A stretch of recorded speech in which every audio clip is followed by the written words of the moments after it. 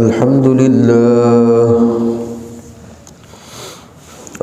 لله نحمده ونستعينه ونستغفره ونؤمن به ونتوكل عليه ونعوذ بالله من شرور أنفسنا ومن سيئات أعمالنا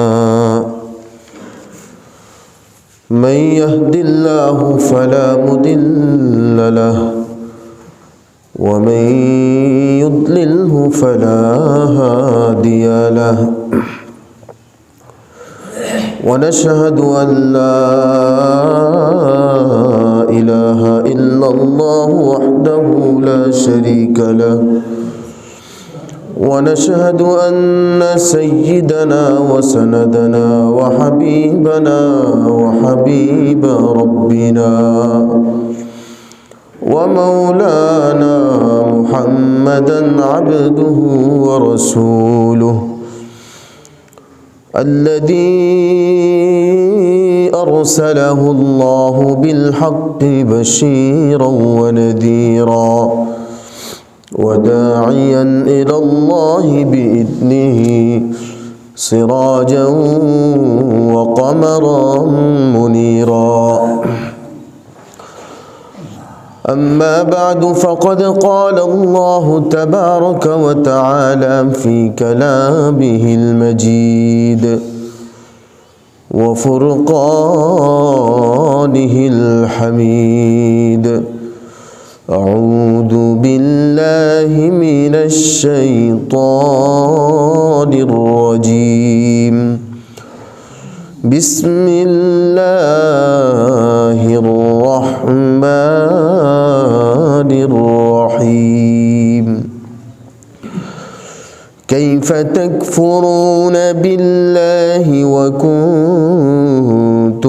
أمواتا فأحياكم ثم يميتكم ثم يحييكم ثم إليه ترجعون وقال نبينا صلى الله عليه وسلم كفى بالموت واعظا أو كما قال نبينا صلى الله عليه وسلم وقال تبارك وتعالى في شان حبيبه إن الله وملائكته يصلون على النبي يا أيها الذين آمنوا صلوا عليه وسلموا تسليما صلى الله وعلى محمد صلى الله عليه وسلم صلى الله على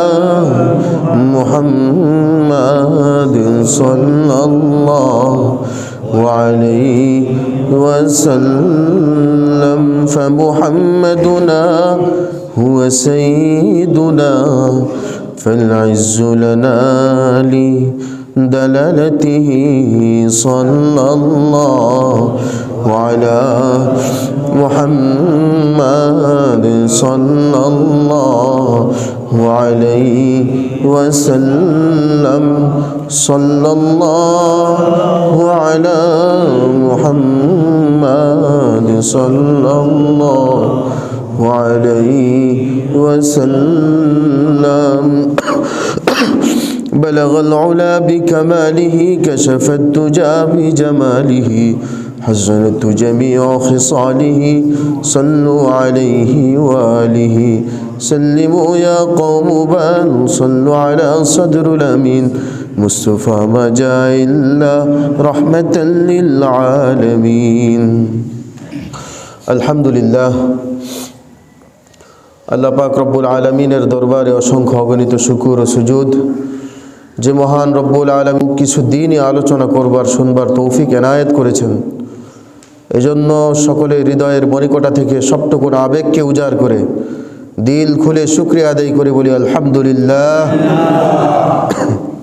তো আল্লাহ তাআলা মানুষকে সৃষ্টি করেছেন এক ফোঁটা নাপাক পানি থেকে, কোরআনের ভাষায় যেটাকে বলা হয় নুতফা। তো আল্লাহ তাআলা এক ফোঁটা নুতফা থেকে মানুষকে সৃষ্টি করছে। আল্লাহ চাইলে অনেক দামি জিনিস দিয়ে মানুষকে বানাইতে পারতেন, বিভিন্ন উপাদান ছিল, ওই সমস্ত উপাদান দিয়ে আল্লাহ তাআলা মানুষকে বানাইতে পারতেন, কিন্তু আল্লাহ তাআলা সৃষ্টি করছেন মানুষকে এক ফোঁটা নাপাক পানি থেকে, কোরআনের ভাষায় যেটাকে নুতফা বলা হয়। আল্লাহ তাআলা বলেন মিন নুতফাতিন খলাকহ, আমি এক ফোঁটা নাপাক পানি থেকে মানুষকে এক ফোঁটা নুতফা থেকে আমি সৃষ্টি করেছি। এরপরে ফাকদ্দারহ, আমি আল্লাহ তাআলা এই এক ফোঁটা নাপাক পানি থেকে মানুষটাকে সৃষ্টি করার পরে আস্তে আস্তে এটাকে একটা 40 দিনে একটা রক্তপিণ্ডে আমি জমা করেছি। সুবহানাল্লাহ, রক্তপিণ্ড বানাইছি মায়ের পেটে। এরপরে আবার আল্লাহ তাআলা 40 দিনে এটাকে আল্লাহ তাআলা আবার একটা গোস্তপিণ্ডে রূপ ধারণ করাইছেন। সুবহানাল্লাহ, নাপাক পানি থেকে আল্লাহ তাআলা এটাকে একটা রক্তপিণ্ডে রূপ দিলেন। এরপরে সেখান থেকে আরো 40 দিনে আল্লাহ তাআলা একটা গোস্তপিণ্ডে রূপ দিলেন। একটা গোস্তপিণ্ড হওয়ার পরে আল্লাহ তাআলা সুন্দর করে সেখানে আকৃতি দিলেন, একটা মানুষের আকৃতি তৈরি করে ফেললেন। সুবহানাল্লাহ, এক ফোঁটা নাপাক পানি থেকে রক্তপিণ্ড হইল, আবার সেখান থেকে গোস্তপিণ্ড হইল। এবার সেখানে আল্লাহ তাআলা মানুষের চোখ কেমন হবে, নাক কেমন হবে, কানটা কেমন হবে, মাথাটা কেমন হবে, হাত পা গুলো কেমন হবে, শরীরের প্রতিটা অঙ্গ প্রত্যঙ্গ কেমন হবে, আল্লাহ তাআলা সুন্দর করে ওই গোস্তপিণ্ডের মধ্যে আল্লাহ তাআলা আকৃতি দান করলেন। সুবহানাল্লাহ, এই আকৃতিটা হওয়ার পরে আল্লাহ তাআলা বলেন ফাকদ্দারহ, আমি আল্লাহ তাআলা সেখানে শক্তি দিলাম। সুবহানাল্লাহ, নিথর এই গোস্তপিণ্ডের মধ্যে কোনো শক্তি ছিল না, কিন্তু আল্লাহ তাআলা সেখানে শক্তি দিয়েছেন। শক্তি পাওয়ার পরে এবার মায়ের পেটের মধ্যে সে ঘোরাঘুরি করে। সে মনে করে এটা মনে হয় বিশাল এক জগৎ, এটাই মনে হয় একটা পৃথিবী, তার কাছে মনে হয় বিশাল এক জগৎ মনে হয় তার কাছে এটা। 10 মাস 10 দিন মা তাকে এভাবেই গর্ভে ধারণ করে রাখেন। আস্তে আস্তে গোস্তপিণ্ডটা বড় হয়। যখন গোস্তপিণ্ড বড় হয়, আল্লাহ তো বলছেন আমি তার মধ্যে শক্তি দিছি, আর হাত পা আকার আকৃতি সব কিছু আল্লাহ তাআলা দিলেন। যখন বাচ্চাটা একটু আস্তে আস্তে বড় হইতে থাকে, মায়ের পেটের মধ্যে কখনো লাথি দেয়, আবার কখনো হাত দিয়ে গুঁতা দেয়, মা ব্যথা পায়। এভাবে আস্তে আস্তে বাচ্চাটা যখন 9 মাস হয়ে যায় বা 10 মাস হয়ে যায়, আল্লাহ রাব্বুল আলামিন এই এত বড় একটা বাচ্চা পৃথিবীর বুকে কিভাবে ভূমিষ্ঠ হবে, মায়ের পেট থেকে কিভাবে গর্ভজাত হবে, এটা একটা অসম্ভব ব্যাপার। এজন্য আল্লাহ রাব্বুল আলামিন কোরআনে বলেন সুম্মাস সাবিলা ইয়াসসারা, আমি তোমার পৃথিবীতে আসার রাস্তাটাকেও সহজ করে দিলাম। সুবহানাল্লাহ, তুমি এত বড় একটা দেহ নিয়ে সেখান থেকে বের হওয়া সম্ভব ছিল না, কিন্তু আমি আল্লাহ তাআলা তোমাকে মায়ের পেট থেকে ভূমিষ্ঠ করেছি দুনিয়ার বুকে। তাফসীরের মধ্যে লিখেছে, যখন কোনো বাচ্চা পৃথিবীতে ভূমিষ্ঠ হয়, দুনিয়াতে আসার পরে শয়তানের একটা কাম আছে। শয়তানে সুন্দর করে বাচ্চাটার একটা চিমটি মারে। যখনই চিমটি মারে বাচ্চা ম্যা করে চিল্লানি উঠে। মায়ের পেট থেকে বের হওয়ার পরে সে ওয়া ওয়া চিল্লায় না, তো শয়তানে তারা একটা চিমুর মারে আর কি। একটা চিমটি দেওয়ার সাথে সাথে সে চিল্লানো শুরু করে। তো তার মানে শয়তান তারা বুঝাই দিল যে আমি আছি তোমার সাথে, এই চিমড়ি এটা সারা জীবন চলবে তোমার সাথে। এই শয়তান মানে বুঝাই দিল যে আমি তোমার সাথে আছি, সারা জীবন থাকবো, তোমার মৃত্যুর আগ পর্যন্ত তোমার সাথে আমি আছি। তো যাই হোক, এরপরে মায়ের পেট থেকে ভূমিষ্ঠ হওয়ার পরে এবার এই ছোট্ট বাচ্চাটা খাবে কি? মায়ের পেটে তো আল্লাহ তাআলা সুন্দর করে লাইন করে দিয়ে মা যেই খাবারগুলো খেয়েছে এগুলোকে সুন্দর করে প্রসেসিং করেছিলেন। আল্লাহ তাআলা ভিটামিনযুক্ত খাবারে তৈরি করে, এত সুন্দর করে খাবার তৈরি করে আল্লাহ তাআলা রক্তের মতো করে এই খাবারটা তাকে মায়ের পেটে খাওয়াইছেন। এবার পৃথিবীর বুকে আসছে বান্দা, এবার তুই কি খাবি? আমি আল্লাহ তাআলা সেই খাবারটা রেডি করতেছি। সুবহানাল্লাহ। মা চাচিরা দেখা যায় যে তখন বাচ্চাটাকে নিয়ে মায়ের দুধের মধ্যে লাগায়া দেয়, খাওয়ার চেষ্টা করে। আল্লাহ তাআলা এত সুন্দর করে মায়ের দুধটাকে প্রসেসিং করলেন যে এই দুধ যদি বাচ্চা খায় তাহলে বাচ্চাটা অসুস্থ হইতে পারে। এজন্য এত বেশি ঠান্ডাও দেয় নাই, আবার এত বেশি গরমও দেয় নাই যে বাচ্চা খাইতে পারবে না। সুবহানাল্লাহ। ঠান্ডা দুধ খাইলে তো, দুধ তো এমনি ঠান্ডা, ঠান্ডা দুধ খাইলে বাচ্চা অসুস্থ হয়ে যাবে। এজন্য এত ঠান্ডাও আল্লাহ তাআলা দিলেন না, আবার এত গরমও দিলেন না যে বাচ্চা মানুষ খাইতে পারবে না। যতটুকু গরম করবার প্রয়োজন ছিল আল্লাহ তাআলা অতটুকু গরম করে দিয়েছেন। সুবহানাল্লাহ। আবার চিকিৎসা বিজ্ঞান বলে মায়ের দুধের মধ্যে আল্লাহ তাআলা যে প্রোটিন রাখছেন, যে ভিটামিন রাখছেন, পৃথিবীতে আর কোনো পশুর দুধের মধ্যে এইরকম প্রোটিন পাওয়া যাবে না। সুবহানাল্লাহ।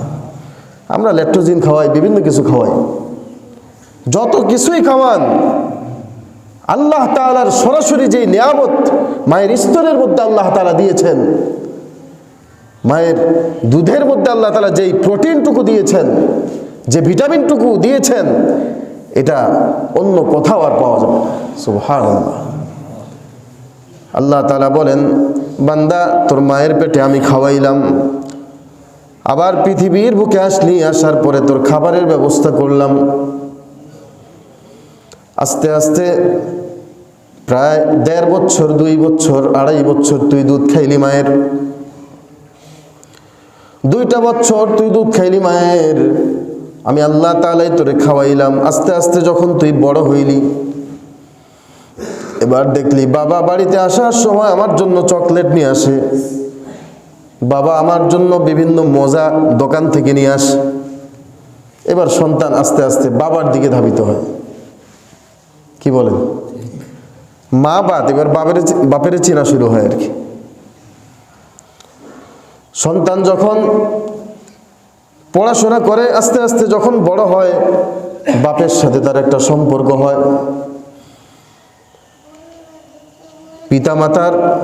পিতামাতার সাথে তার একটা সম্পর্ক, মায়ের দুধ খেয়েছে এজন্য মার সাথে সম্পর্ক, আবার যখন বাবাকে চিনছে তখন বাবার সাথে বেশি সম্পর্ক। একটা পর্যায়ে যখন মানুষ হয়ে যায়, সে চাকরি বাকরি শুরু করে, এবার সে ব্যবসা বাণিজ্য করছে, ক্ষেত খামারে কৃষি খামার করতেছে, বিভিন্নভাবে সে রিজিক উপার্জন করতেছে। বান্দা যখন বিভিন্নভাবে সে রিজিক উপার্জন করা শুরু করে দেয়, এবার সে চিন্তা করে কামাই তো আমিই করি, আমার মাইকে আমারে খাওয়ায়, আমার বাপে আমারে খাওয়ায়, আমি কামাই করে আমি খাই। সে এখন নিজের উপরে স্বয়ংসম্পন্ন নিজেকে ভাবা শুরু করে। সে এখন চিন্তা করে যে আমি এখন সুন্দর চাকরি বাকরি করি, আমি টাকা পাই, পারলে আমি না বাপেরে দেই, আমি না মারে দেই, ব্যাস এই যে শুরু হয়ে গেল। আল্লাহ রাব্বুল আলামিন কোরআনের মধ্যে বলেন, ইন্নাল ইনসানা লিরাব্বিহি লাকানুদ। মানুষ তুই বড় নিমুখ হারাম রে, তুই বড় নিমুখ হারাম। আল্লাহ তাআলা এই শব্দটাই ব্যবহার করেছেন, নিমুখ হারাম। মায়ের পেটের ভিতরে আমি আল্লাহ রাব্বুল আলামিন তোকে খাওয়াইলাম, মায়ের পেট থেকে বের হয়ে যখন মায়ের দুধ খাওয়া শুরু করলি, তখন তুই তোর মারে মা বলে ডাক দিলি। এত সুন্দর করে মা মা বলে ডাক দাও, মায়ের অন্তরটা জুড়ায়া যায় বান্দা। আবার যখন আস্তে আস্তে একটু বড় হইলা, যখন তোমার বাবা দেওয়া শুরু করছে, এবার তুমি বাবারে বাবা বলে ডাক দাও। বান্দা আমি শুধু তাকায় তাকায় দেখি আমার বান্দা তার বাবারে চিনলো, তার বাবারে বাবা বলে ডাক দেয়। এই বান্দা, আবার যখন তুই কামাই করা শুরু করে দিলি, তুই চাকরি করো, ব্যবসা করো, কৃষি খামার করো, সেখান থেকে তোর উপার্জন হয়, ওই সম্পদ দিয়ে তুই চলো। এখন তুমি যখন তোমার নিজেকে মনে করছো যে আমি তো স্বয়ং সম্পন্ন হয়ে গেছি, বান্দা এবার মাও চেনো না, বাবাও চেনো না, তুমি শুধু তোমারই চিনলা। এই বান্দা, উচিত তো ছিল মায়ের পেটের মধ্যে এত সুন্দর করে প্রসেসিং করে আমি আল্লাহ তাআলা তোকে খাবার পৌঁছাইলাম। আবার দুনিয়ার বুকে ভূমিষ্ঠ হওয়ার পরে মায়ের স্তনে আমি আল্লাহ তাআলা এই দুধ বানায়া দিলাম। আবার যখন তুই একটু বড় হইলি, তোর বাবা মার ভালোবাসাটা তোর প্রতি আমি একেবারেই ধাবিত করে দিলাম। কি দরকার পড়ছে? কোনো দরকার ছিল একজন বাবা তার সন্তানকে এত খাবার খাওয়াবে, পড়াশোনার খরচ দিবে, এত টাকা পয়সা দিবে? কোনো দরকার ছিল? দিত না পৃথিবীর কেউ। সম্পদ সবাই চিনে, সন্তানকে দিত না। কিন্তু সন্তানের প্রতি যেন পিতামাতার মহব্বত থাকে, ভালোবাসা থাকে, পিতামাতা যেন সন্তানের জন্য খরচ করে, এজন্য আল্লাহ তাআলা বাবার দিলের মধ্যে সন্তানের মায়া দিয়ে দিছেন। সুবহানাল্লাহ। মায়ের দিলের মধ্যে সন্তানের মায়া দিয়ে দিছেন। ছোট্টবেলায় আল্লাহ দাড়িও দেয় নাই, এত চমৎকার করে আল্লাহ তাআলা চেহারাটা সুন্দর করে মায়ের মায়া লাগায় দিছে, বাবার মায়া লাগায় দিছে। সন্তান মা বলে ডাক দিলে মা বুঝে যে আমার সন্তান দুধ খাবে। সন্তান বাবা বলে ডাক দিলে বাবা বুঝে আমার সন্তানের কোনো কিছু প্রয়োজন। এত সুন্দর করে আমি আল্লাহ তাআলা তোকে বড় করলাম। এখন তোর যখন শক্তি সামর্থ্য হয়ে গেছে, এই বান্দা, তোর তো উচিত ছিল যে আল্লাহ তাআলা তোকে এত কিছু দিয়েছে, এবার তুই একটু আল্লাহকে আল্লাহ বলে ডাক দিবি। সুবহানাল্লাহ। এটা উচিত ছিল। এখন বড় হইছ, এখন তোমাকে জ্ঞান দিয়েছি আমি, বিবেক দিয়েছি, তোমার গবেষণা করার বয়স হয়েছে, চিন্তা করার বয়স হয়েছে। এখন উচিত তুই তোর রবকে চিনবি বান্দা। মা খাওয়াইছে মাকে চিনছো, বাবা খাওয়াইছে বাবাকে চিনছো। যেই মালিকের কাজ করো ওই মালিকরে চিনছো, যেই জমিনে কাজ করো ওই জমিনটাও চিনছো, যেই দোকানে ব্যবসা করো ওই দোকানটাও চিনছো, যেই চাকরি করো ওই চাকরিটাও ভালো করে বুঝছো। চাকরি ঠিক রাখতে হইলে আমার সকালেই যাইতে হবে, এই সব কিছু তুমি বুঝছো বান্দা। কিন্তু যে আল্লাহ তাআলা তোমাকে এত কিছু দিলেন, তুমি ওই আল্লাহ তাআলা কি শুধু চিনলা না?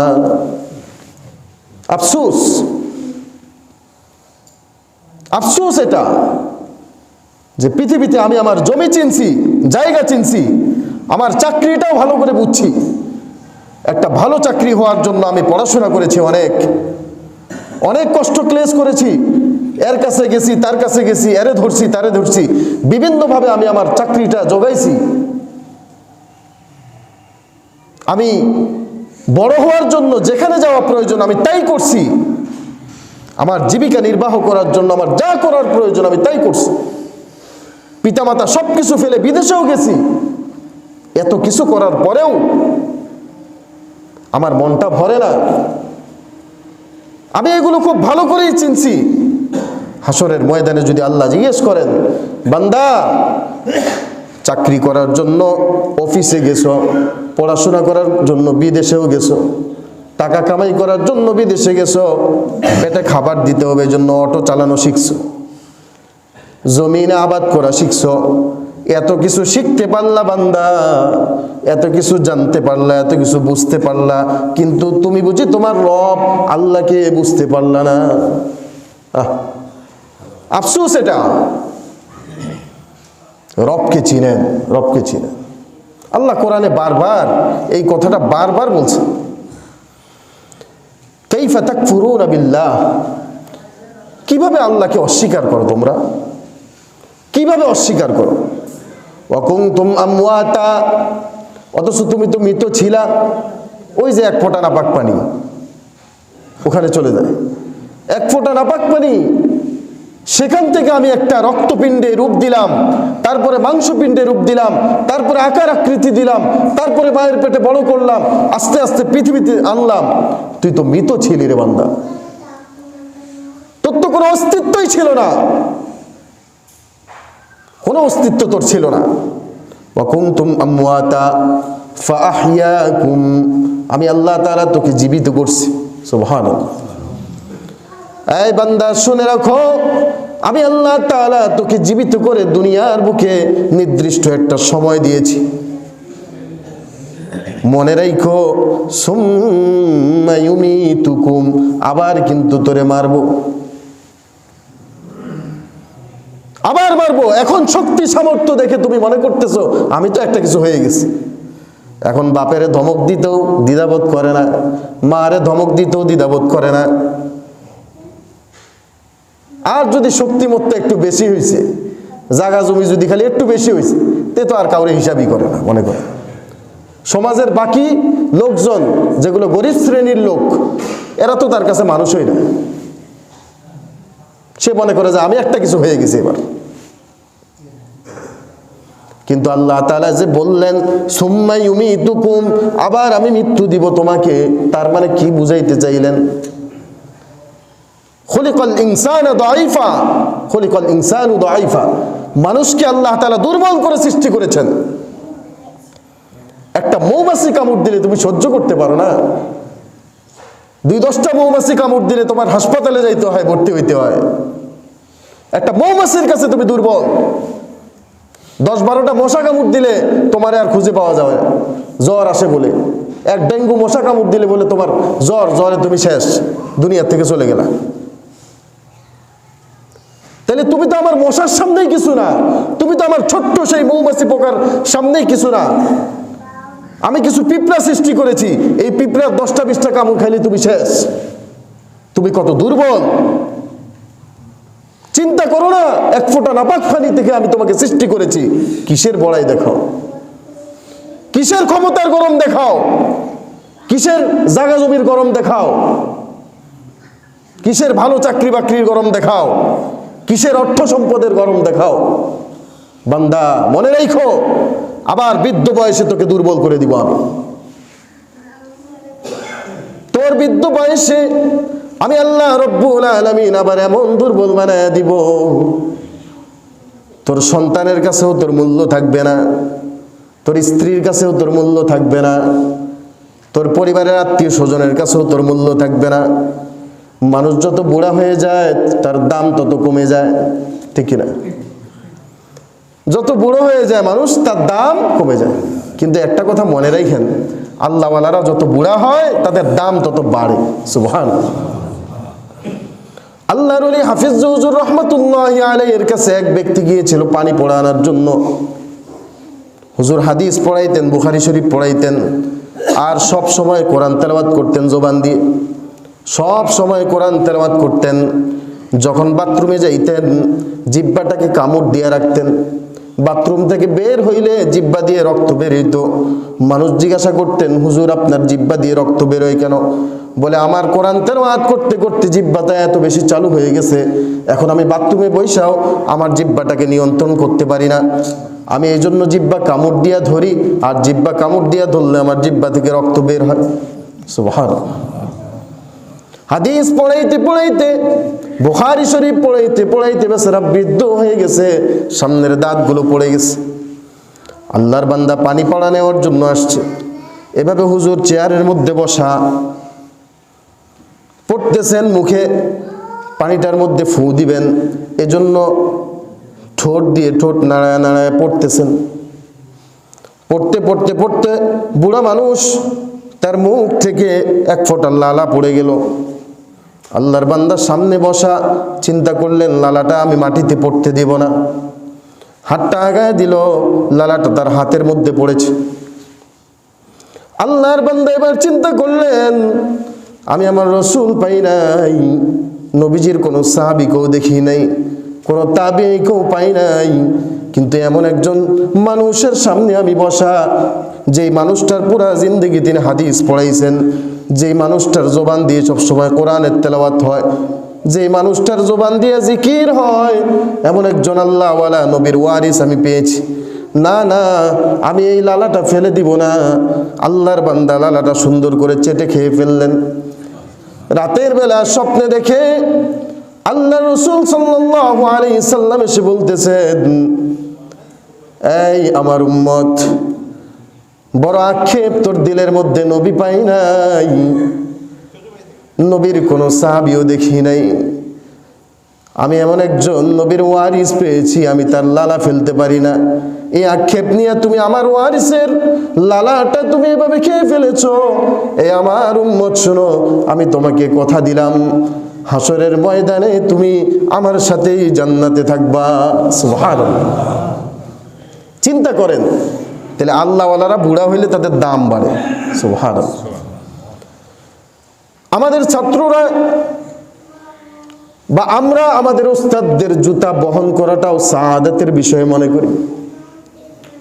আমাদের উস্তাদরা যখন বুড়া হয়ে যায়, তাদের লুঙ্গি ধুয়ে দেওয়া, তাদের জামা ধুয়ে দেওয়া, তাদের একটু খেদমত করতে পারা, এটা আমরা সাআদাতের বিষয় মনে করি, ভাগ্যের ব্যাপার মনে করি। বড় বড় মাদ্রাসাগুলোতে যায়, দেখে কিভাবে ছাত্ররা তাদের উস্তাদদের জুতা বহন করে। পৃথিবীর কোন প্রধানমন্ত্রীর জুতাও এইভাবে আজমতের সাথে বহন করবে না। ওই কয়দিন, যে কয়দিন চাকরি করে এই কয়দিন, কিন্তু যখন প্রধানমন্ত্রিত্ব শেষ, বাড়িতে পড়ে আছে, এখন আর কেউ হিসাব করে না, এখন আর কেউ জুতা টানে না। কিন্তু আল্লাহওয়ালা বুজুর্গানে দিন যারা, এরা আগেও যেমন ছিল, বুড়া হওয়ার পরেও তেমন। সুবহানাল্লাহ। আগেও যেমন ইজ্জত সম্মান আল্লাহ তাদেরকে দিয়েছেন, এই বৃদ্ধ হয়ে বিছানায় পড়ে আছে, তখন আল্লাহ তাআলা তাদের সম্মান মর্যাদা ওর কমিয়ে দিয়েছে। সুবহানাল্লাহ। এই জন্য যেই বান্দা আল্লাহর সাথে সম্পর্ক বেশি লাগাবে, যুবক বয়স থেকে যে আল্লাহর ওলি হওয়ার চেষ্টা করবে, আল্লাহর খাস বান্দা হওয়ার চেষ্টা করবে, আল্লাহ রব্বুল আলামিনের কাছে ওই বান্দার দাম তত বেশি বেড়ে যাবে। সুবহানাল্লাহ। এজন্য বিশেষ করে যুবক ভাইদেরকে বলবো, তোমাদের এখনো সুযোগ আছে, এখন থেকে আল্লাহর সাথে সম্পর্ক লাগাও, আল্লাহর সাথে সম্পর্ক লাগাও। মা চিল্লা, বাবা চিল্লা, আত্মীয় স্বজন চিল্লা, সবাইকে চিল্লা, সব কিছু চিল্লা, কিন্তু তুমি তোমার রবকে চিল্লা না, তোমার আল্লাহকে তুমি চিল্লা না। অথচ কবরে গেলে তোমার প্রথম প্রশ্নটাই কিন্তু হবে মার রব্বুকা, তোমার রবকে। প্রথম প্রশ্নটাই হবে মার রব্বুকা, তোমার রবকে বলো। এই জন্য রবকে চিনে তারপরে কবরে যাওয়া উচিত। আমাদের রবের সাথে সম্পর্ক বেশি লাগানো উচিত। আল্লাহওয়ালারা আগে সবক দিতেন, হাঁটতে চলতে সব সময় বলবে সুবহানাল্লাহ, আলহামদুলিল্লাহ, লা ইলাহা ইল্লাল্লাহ। সুর দিয়া শিখাইতেন সুবহানাল্লাহ, আলহামদুলিল্লাহ, লা ইলাহা ইল্লাল্লাহ, এভাবে শিখাইতেন না? আগে আল্লাহওয়ালারা আইসা বিভিন্ন পীর বুজুর্গ মাশায়েখরা বিভিন্ন এলাকায় গিয়া গিয়া হালকায় জিকির বা এই জাতীয় জিকির আজকারগুলো মানুষকে শিখাইতেন, আল্লাহর সাথে সম্পর্ক লাগাই দিতেন, আল্লাহ ভোলা মানুষদেরকে আল্লাহর সাথে জোড়া লাগাই দিতেন। নবীদের কাজও এটা ছিল, আল্লাহওয়ালাদের কাজও এটা, ওলামায়ে কেরামের কাজও এটা, আল্লাহ ভোলা বান্দাদেরকে আল্লাহর সাথে জোড়া লাগাই দেওয়া। মুসা আলাইহিস সালাতু ওয়াস সালামের জামানায় এক রাখাল শুয়ে শুয়ে চক্ষু বন্ধ করে বলতেছিল, আল্লাহরে যদি পাইতাম সুন্দর করে গোসল করাইতাম, আল্লাহরে যদি পাইতাম সুন্দর করে খাওয়ায় দিতাম, তার কাপড় চোপড় পরাইয়া দিতাম, এ জাতীয় কথা বলতেছে। এখন কথা তো শিরকের দিকে চলে যায়, কারণ আল্লাহ তো আকৃতিই নেই, আল্লাহ নিরাকার। মুসা আলাইহিস সালাতু ওয়াস সালাম তার জ্ঞান থেকে এটা ধরলেন, ধরে তারা ধমক দিয়ে বললেন, এই তুমি এগুলো কি বলো? সে চমকে উঠে, বাস মুসা আলাইহিস সালাম সেখান থেকে সামনে চলে গেলেন। আল্লাহ তাআলা ডাক দিয়ে বললেন, ও মুসা, এই মুসা, তোমারে দুনিয়ায় আমি পাঠাইছি নবী করে এই জন্য যে আল্লাহ ভুলা বান্দাদেরকে আল্লাহর সাথে জোড়া লাগায়া দিবা। আমার সাথে জোড়া লাগানো আছে এমন কোন বান্দাকে আমার থেকে ছুটানোর জন্য তোমারে পাঠাই নাই। সুবহানাল্লাহ। মুসা যাও, তাড়াতাড়ি তাকে বলো আবার এগুলো বলতে। মুসা আলাইহিস সালাম দৌড় দিয়ে আবার গেলেন, যাই বললেন, ভাই যা বলতেছিলা তুমি আবার বলো, বলতে থাকো। বলে, এখন কি আর ওইটা আসে? তখন তো আমি একটা হালতে চলে গেছিলাম, আল্লাহর সাথে আল্লাহর ফিকির করতে করতে, আল্লাহর সাথে সম্পর্ক করতে করতে, জিকির আজকার করতে করতে আমি একটা পর্যায়ে চলে গেছিলাম, তখন আমার জবান দিয়ে এগুলো বের হচ্ছিল। এখন কি আর এটা আসে? এই যে দেখেন, একজন রাখাল সে তার রবকে চিনছে, সুবহানাল্লাহ, যে কারণে নবীকেও আল্লাহ ধমক দিচ্ছে। এজন্য আমাদের উচিত আমাদের জায়গা থেকে আল্লাহওয়ালা সবাই হইতে পারে এমন না, আল্লাহওয়ালা হওয়ার জন্য মুফতি সাহেব হওয়া লাগে, মৌলানা সাহেব হওয়া লাগে এমন না, আল্লাহওয়ালা প্রত্যেকেই হইতে পারে। আল্লাহর সাথে সম্পর্ক লাগানোর চেষ্টা করি, এটাই আমার আসল পুঁজি। কবরের প্রথম প্রশ্ন এটা, তুমি তোমার রবকে চিনে আসছো কিনা, রবের পরিচয় তুমি নিয়ে আসছো কিনা, এটাই কবরের প্রথম প্রশ্ন। আমার প্রথম প্রশ্নটা রেডি করি। আল্লাহ রাব্বুল আলামিন আমাদের সবাইকে কথাগুলো বুঝবার এবং আমল করবার তৌফিক দান করুক। আমিন ওয়া আখিরু দাওয়ানা আলহামদুলিল্লাহ।